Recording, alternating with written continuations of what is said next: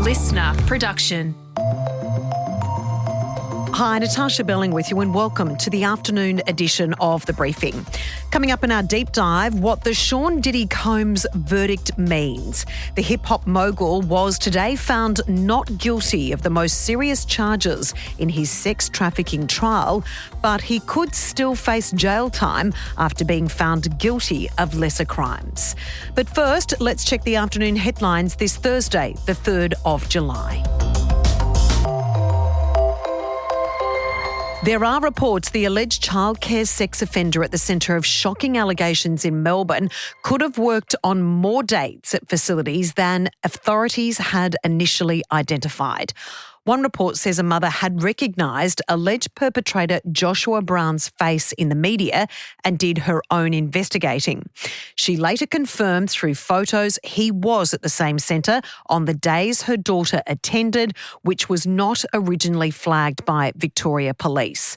Joshua Dale Brown has been charged with more than 70 child abuse offences.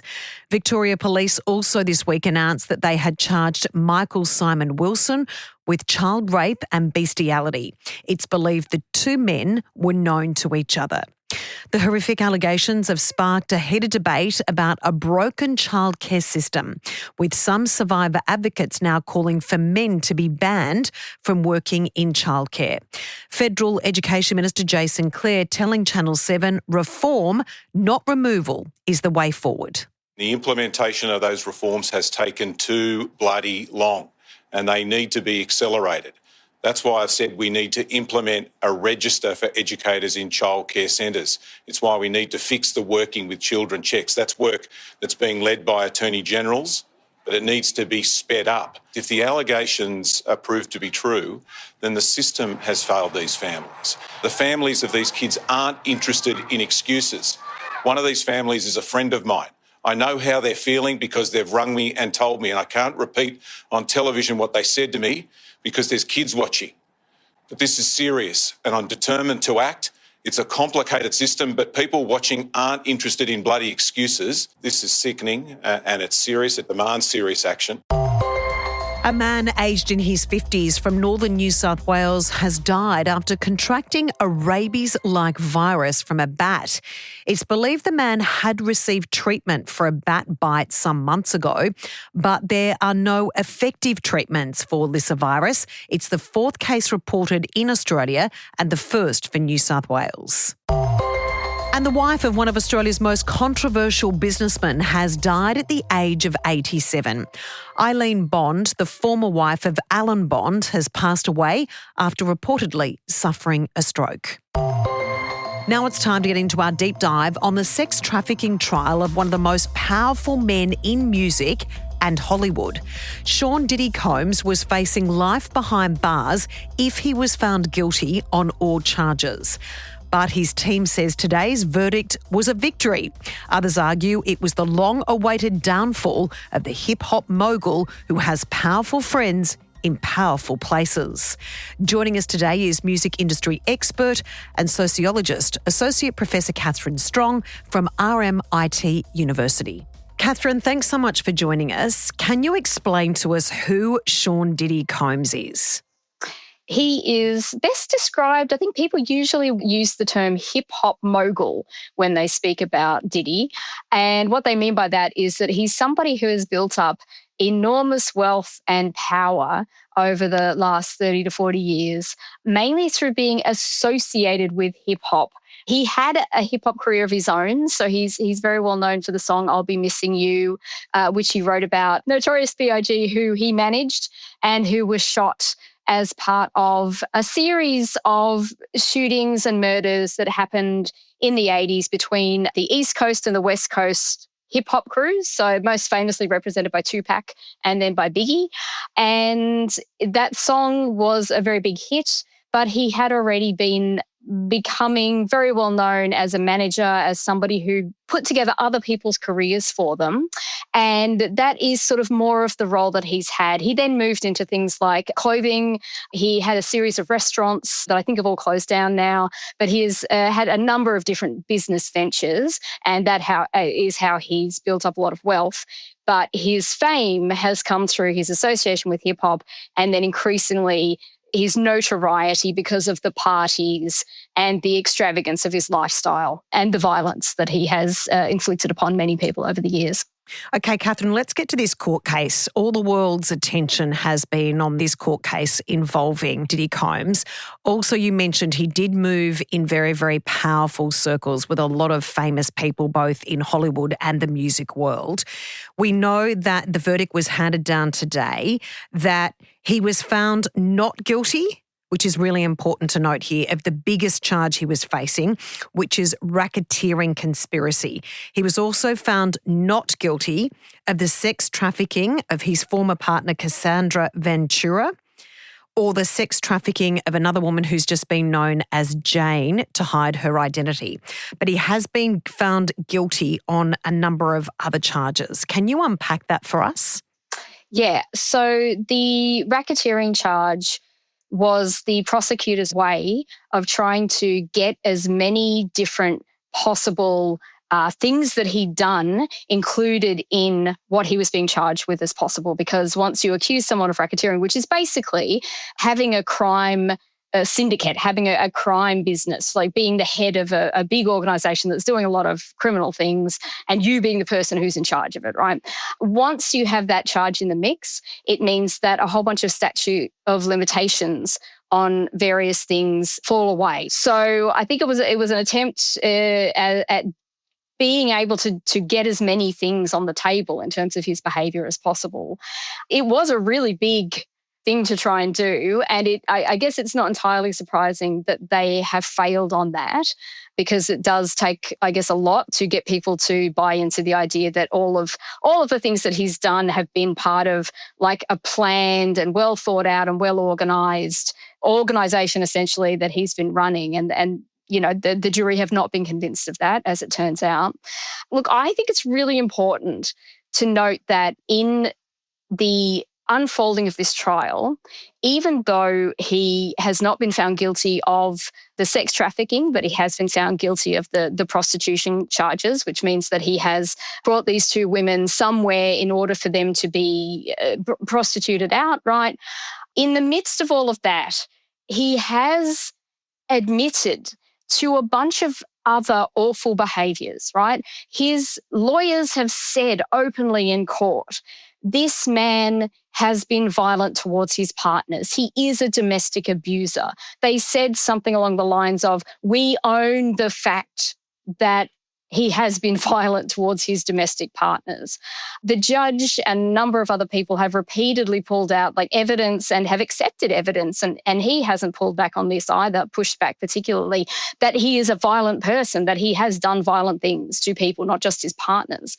So I think one of the things that's really interesting to take away from this is that at the moment we're seeing a lot of celebration on the part of his supporters, and a lot of headlines that have been written are sort of like, P. Diddy gets off, P. Diddy found guilty, and then in brackets sort of at the end of it, but, got found guilty on these other little things. But the big things he didn't get found guilty of.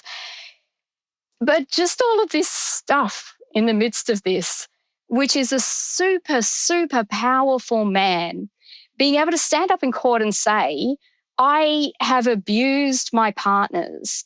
I'm just going to stand up and say that to everybody. And to have people coming away from that still support, to have anybody still supporting him under those circumstances, and to have people coming away saying, what a win, like good on him. It just feels like, as is often the case when it comes to cases around gender-based violence, it feels often like the main point is just sort of getting lost, which is that this is a person who does terrible things to other people and has stood up in court and admitted that, but just wasn't charged with those things. So it didn't matter in this case. So he's gotten off. He may be facing some jail time still. He has been in jail for the last 9 months and apparently in a very awful prison as well. The reason he was kept in prison that whole time is because the judge repeatedly said, in the face of numerous requests by his lawyers, the judge came back over and over to the fact that this is a person known to be violent and that he had already done things in jail that were essentially him trying to threaten the people who were going to be speaking up against him, even when he was in jail. And when people are as powerful and as rich as he is, they have the capacity to do that sort of thing. So I think it's incredible that there were any women who were prepared to actually stand up, especially Cassie Ventura. I think she is an incredible person, that she was so brave that she stood up and put her name to the allegations that she was making, because she would have known better than anybody what a dangerous person it was that she was coming up against.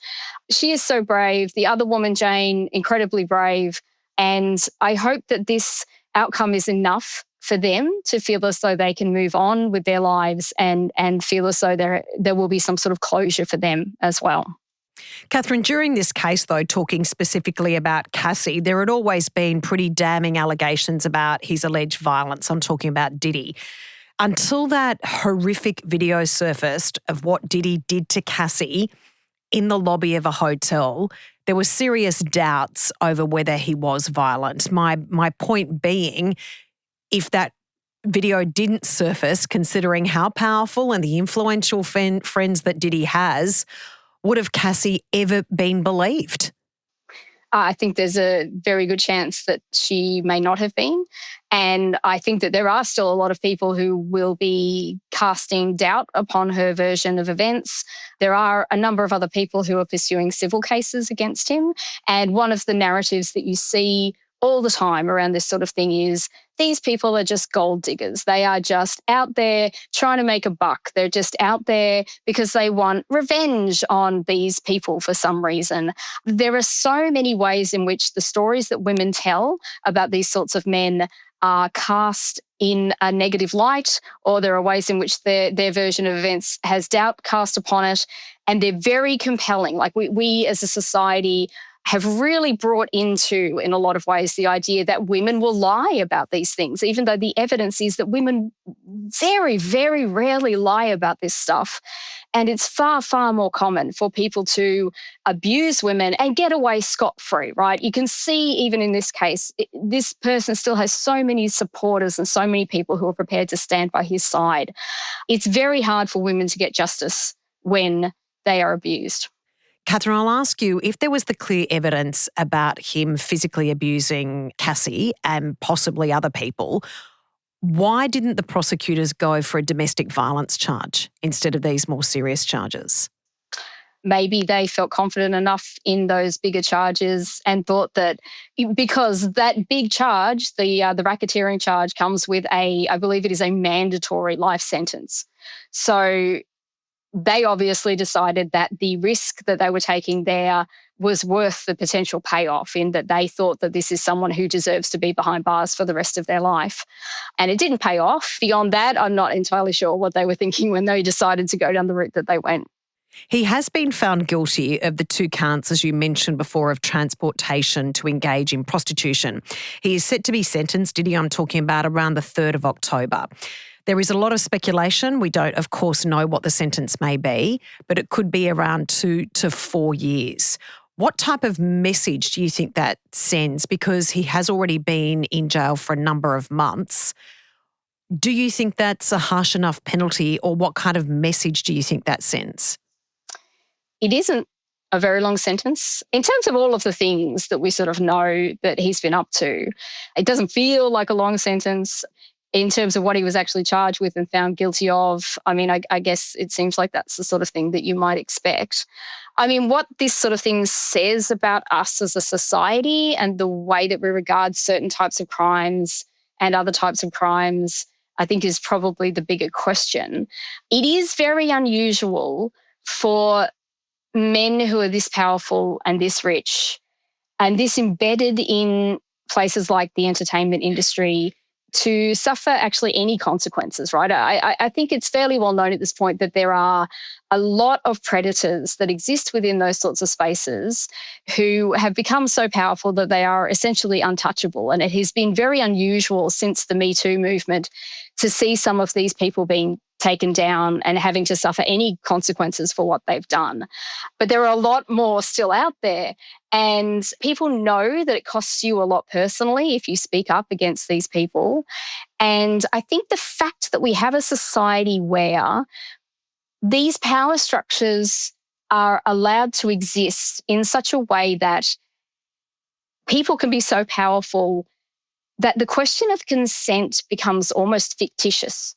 If somebody is incredibly powerful and incredibly rich, if they ask you to do something, you know, whether it's something sexual or whether it's just something in terms of go and get me a cup of coffee or whatever it is they ask you, it becomes very, very, very difficult for people to say no to people like that, no matter what they're after. And I think that there is like a much, much, much bigger question that we need to be thinking about and trying to address, which is about how you break down these sorts of power structures that enable people to be in those sorts of positions. Because it is very rare that people, once they get that big and powerful, don't end up doing some sort of damage to the people around them. It's that sort of power is so hard for people to resist the lure of and to not be corrupted by. And I think that's the really big question that we've got here. Catherine, we appreciate you joining us. Thank you so much. Thank you for having me. That was music industry expert, Associate Professor Catherine Strong. And that's it for this episode of the afternoon edition of The Briefing. We'd love you to subscribe or follow us on Instagram at The Briefing Podcast. And we'll be back in your feed tomorrow at 6 a.m. I'm Natasha Belling. Thanks for your company.